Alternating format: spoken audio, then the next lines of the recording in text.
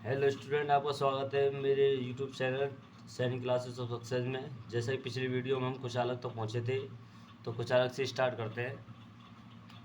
कह रहा कुचालक वे पदार्थ हैं जिनमें धारा का प्रवाह आसानी या मुक्त रूप से नहीं होता है या बिल्कुल भी नहीं हो सकता, जैसे कि कांच और प्लास्टिक। कांच और प्लास्टिक में विद्युत धारा का बिल्कुल भी प्रवाह नहीं होता है।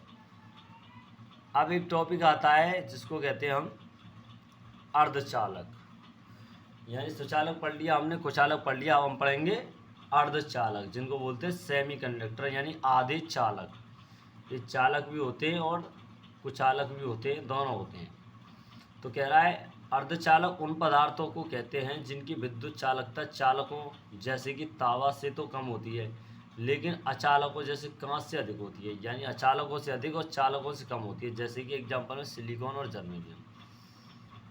यानी कि आप एक ही बीच कह सकते हो कि चालक और कुचालक के बीच की जो कड़ी होती है, यानी बीच में जो होते हैं, वो अर्धचालक होते हैं। इंग्लिश में समझ लेते हैं, material which have a conductivity between conductors and non conductors और इंसुलेटर कॉल्ड सेमीकंडक्टर। यानी ऐसा मटेरियल जो कि कंडक्टर्स और नॉन कंडक्टर्स के बीच में आता हो, सेमीकंडक्टर कहलाता है। जैसे कि लकड़ी एक सेमीकंडक्टर मानी जा सकती है, क्योंकि लकड़ी जब सूखी हुई अवस्था में होती है तो वो इंसुलेटर का कार्य करती है। आप सूखी लकड़ी को टच कीजिए किसी इलेक्ट्रिक लाइन से तो आपको करंट नहीं होगा, क्योंकि उसमें फ्लो नहीं हो पाता है। लेकिन जैसे ही वो बारिश के मौसम में या फिर आप पानी डाल दें तो भीग जाती है।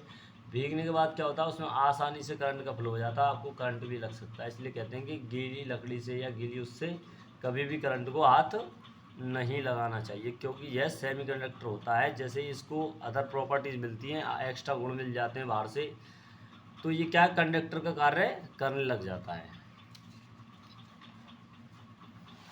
अब हम पढ़ेंगे कि आवेशों को क्वांटिमीकरण कैसे होता है, यानी क्वांटिजेशन ऑफ चार्ज। कह रहा है any charge particle can have a charge equal to some integral number of Q बराबर any where N equal to 1 2 3। Hindi में समझ लेते हैं क्या कह रहा है। जब एक इलेक्ट्रॉन का गुणा कुल इलेक्ट्रॉन की संख्या से किया जाता है, तब जो इलेक्ट्रॉन की संख्या आती है उसे आवेश कहते हैं, यानी क्यू बराबर एनी।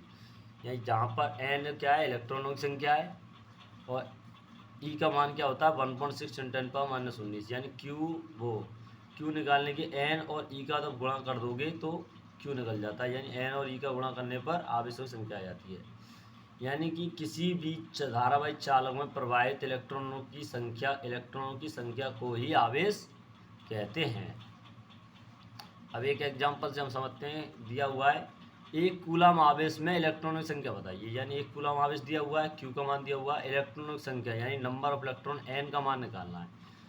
क्वेश्चन अगर इंग्लिश में पूछा जाएगा तो ऐसे पूछा जाएगा, find the number of electron in 1 coulomb charge.